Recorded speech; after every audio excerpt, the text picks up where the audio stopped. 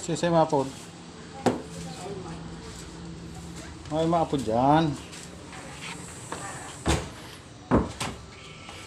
Oh, leader ang mami.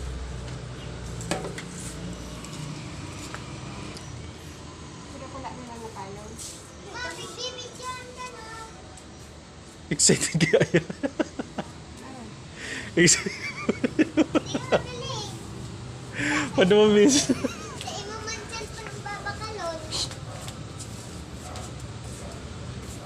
Excited dyan.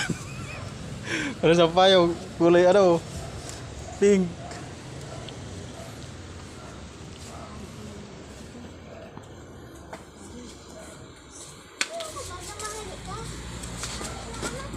Y20i versus kay Y11, unang-unang yung pagkakaroon mo ng premium color. Pangalawa ma'am, yung design. Kasi ma'am, halos lahat na kasi ng smartphone ngayon, pag nakita mo, wala nang rear-mounted fingerprint. Tama?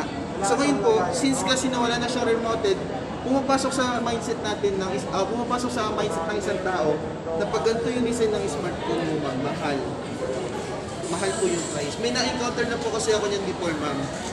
Inalo ko, sir, smartphone. Ang una niya sinagot, ma'am, ayaw niya kasi mahal daw po. Nag-base siya kagad, ma'am, sa design. Totoo naman, ma'am. Pag nakita mo kasi talaga yung gantong design ng smartphone mo, iisipin natin mahal.